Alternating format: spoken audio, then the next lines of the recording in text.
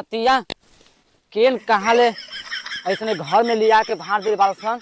हाँ बताव जांगर के मोहिले बालसन हमरे।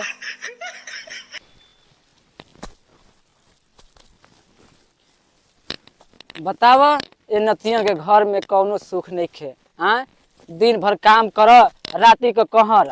हाँ बताव हमरे समझे में नहीं खे आवत। ई गोबर पाथ तो फिर बकरी जा तो फिर लेहना भूसा कर। हाँ बताव एगो मर्दो बाटे तो भूलुए दर्जी बाटे कौनो सुख नहीं खे बाबू।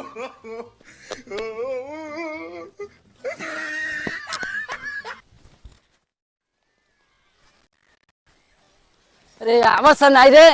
हाँ घर का आदमी उपजेले बाना तो हनियो के बीमार भल भालू सा। हाँ घर का आदमी देखल नहीं चाहत। अरे आज घटिया आऊ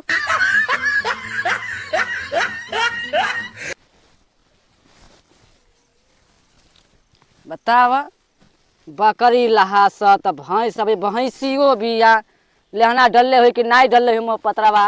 हाँ गोबर पाथा फिरथुआ कर।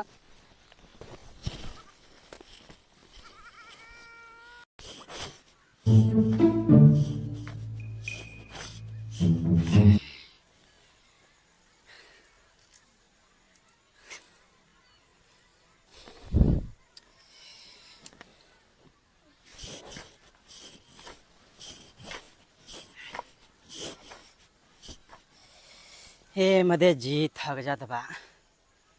भला हमार मेहरारू तो सही तो मिलल बिया। कुल बकरी वकरी के खिया देत बिया भैंस वैंस के खिया देत बिया लेकिन अब हिन खाना नहीं लेके आई। देख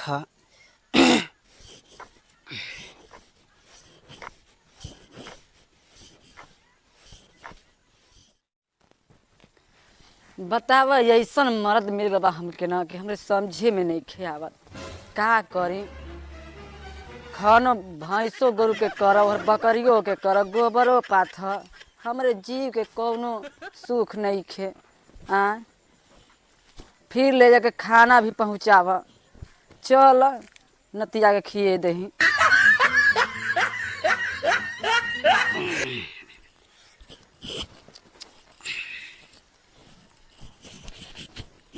काजी आपके समझ में नहीं आता कब से घर में आके खाना खा लेती। हाँ सुबह काल बनी अब तक ले हेतनी खेत कोल ले बानी रात के एकदम जंगल चोरे हैं का है ले ही खाई। अरे का खुनसालू हो खुनसाई नहीं। अरे कमवा होते ना बा हो काहे के तू इतना टेंशन ले लू हो। कमावा होते बाटे तब का कितना काम करी बताई ना हमके। का करबू जनते वालू जतनी जंगारा रही बतने न हो। हाय खाना खा लीजिए बताइए दिन भर का काम करनी हाउ दूठे घंटा कोल्ले होगा तो कोल्ले होगा कि नहीं कोल्ले होगा। बताए दीपावली आ गयल और न सर न सामान किनायल। अरे का खुनसालू हो आय तनी तो ही बतावत एमे खुनसाए वाली बात का बा हो। आप हंसत ही ना तो हमारे करजा में बांध लग जाता जल्दी ना। अरे काहे कैसे हटी। तू हो समझ में नहीं खी आवत 36 रखले बानी आ एको दिन नहीं कह कि चल गोबरो लाद के रख दे कब से पात ले है। ई बतलावा कि एनिया के कमवा करते नहीं हो मतलब कि है कुल खेतिया भैया के करत तू ना घरवा का कमवा करत हो बकरी के चारा देत हो फिर तो भैंस के खियावत हो मतलब तू घरवा का करतू तो बाहरवा का हम ही ना करत ही हो। खुनसात का हो। अरे 10 थरिया खाद बनी कोतनी कोल्ले ही बताई ना हमके। ओहो अब तो हई बताबो हतना खुनसात हो।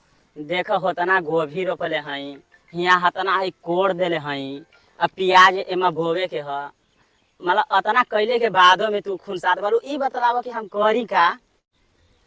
हाँ आप तो ना दुनिया का पहाड़ ढकल बानी एगो हम ही ना अब्बर बानी कि घर में बैठ के खाई। हाँ ए, सुना हो करे जा ओनी मुंह करबू तो कैसे खनवो नहीं निकलबू हो ए। हट जी करेजा मत कहे करेजा करके चलनी हमें करेजा कहे। ई बतलावो कि तू खुनसैबू तो हम कैसे रहबो हां तनी तू मुआ नहीं तो हमके मुआ तो काम करावत जनात में खरीद के लिया वाला हमके ना कहो हम नहीं करब तोहरे संगवा हो, हमहू तो करते नहीं हो। का कैलह तू संगमा, का कैलह? काहे नहीं है कुल सब में कोड़ के रख देनी या कहतू कि का कैलह का कैलह। जनात बा कि मैं आय? घर का अनाज हम ही खात बानी, हिंजा- इतना आदमी काम लेत बाना। हिंजा हिंजा है लिया के रख देलू तो मतलब कि ऐसे ही खा लेही, खुनसा के देबू तो हम कैसे खा लेब? केन कैसे खाए पे जाए वो खाए चाहे मत खाए, केन कैसे खाए?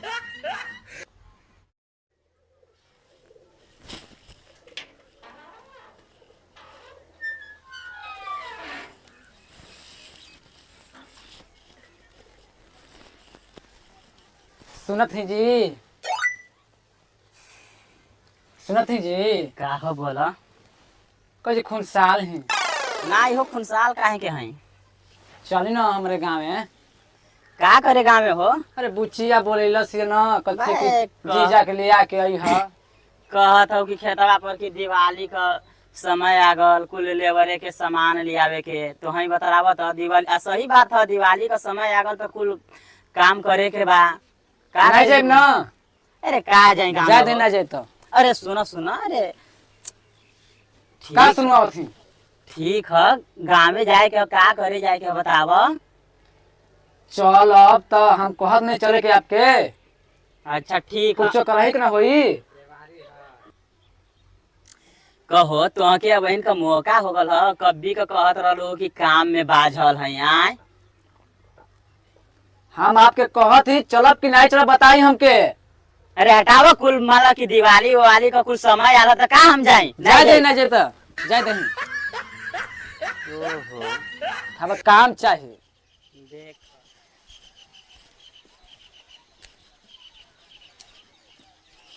ए भौजी, भौजी हो।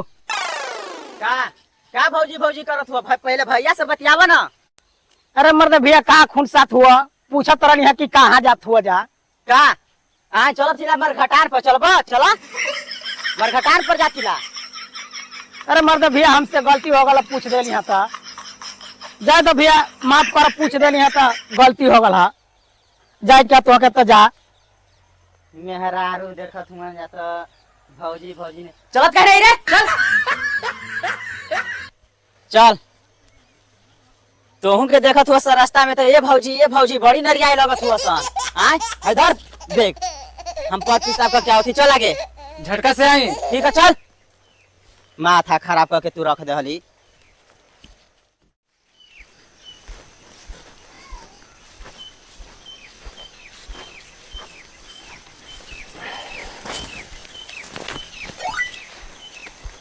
दिया भैया खैनी देखत है चिन्हत है केकर मेहरानू हिया जा।